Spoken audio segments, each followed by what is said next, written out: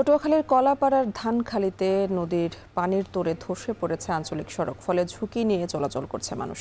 আর এ নিয়ে বিস্তারিত জানাতে মধ্যলন্দা গ্রাম থেকে যুক্ত আছেন সহকর্মী জসিম পারভেজ। জসিম, সড়ক মেরামতে কোনো ব্যবস্থা নিয়েছে কিনা প্রশাসন, জানাবেন।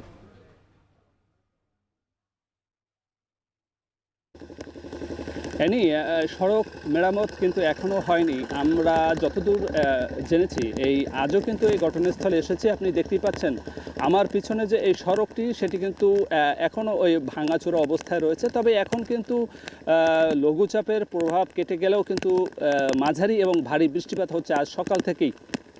আর এই বৃষ্টিপাতের কারণে কিন্তু ভাঙনটি আরও তীব্র হয়েছে। কিন্তু এখন রাস্তার অবস্থা একদম নাজুক হয়ে পড়েছে, কারণ আপনি জানেন যে এখান থেকেই কিন্তু ভারী যানবাহন চলাচল করছে। আর ভারী যানবাহন চলাচলের কারণেই এখান থেকে রাস্তা আরও দ্রুত দেবে যাচ্ছে। আর এই গত এক সপ্তাহ ধরে কিন্তু এখানকার যে বেড়িবাঁধ সেটিও ভাঙছে, এবং একই সঙ্গে রাস্তাসহ প্রায় 30 থেকে 35 ফুট দেবে গেছে। আর দেবে যাওয়ার ফলে কিন্তু এখানে যে স্লুইসটি, এক ব্যান্ডেড স্লুইস, সেটিও কিন্তু নদীগর্ভে চলে গেছে।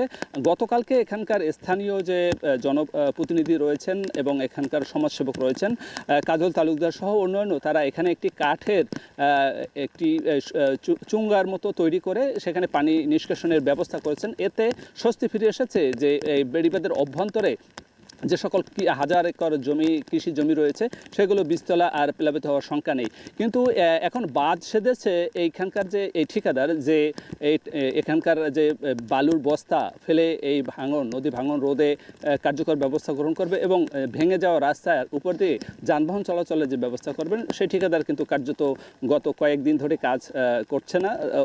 কাজ না করার ফলে এখানে যে একটি ভঙ্গুর অবস্থা আরও বেগবান হচ্ছে। এতে এখানকার যে শিক্ষা প্রতিষ্ঠান রয়েছে, হাফিজউদ্দিন মাধ্যমিক বিদ্যালয় এবং প্রাথমিক বিদ্যালয়, তারা এখানকার শত শত শিক্ষার্থী এখান থেকে ঝুঁকি নিয়ে চলাচল করছে। এবং একই সঙ্গে যে এখানকার যে নোমরহাট, দক্ষিণ অঞ্চলের একটি অনেক পুরাতন একটি হাট, সেই হাটে কিন্তু মানুষ, ব্যবসায়ী সহ সকল শ্রেণীর মানুষ যাতায়াতের ক্ষেত্রে একটি প্রতিবন্ধকতা দেখা দিয়েছে এবং ভীতি কাজ করছে সকলের মনে। এখান থেকে যতটুকু সময় পার হবে তখনই কিন্তু তারা ভীতি নিয়ে চলাচল করছেন। এবং এখানকার ভুক্তভোগী এবং এলাকার মানুষের দাবি, দ্রুত সময়ের ভিতরে সড়ক মেরামত করা এবং একই সঙ্গে ভাঙন রোধে জিও ব্যাগ স্থাপন জরুরি করা দাবি তুলেছেন। এই ছিল আমার কাছে সবশেষ। পটুয়াখালীতে ধসে পড়েছে আঞ্চলিক সড়ক, আর সে খবরটি জানাচ্ছিলেন সহকর্মী জসিম পারভেজ।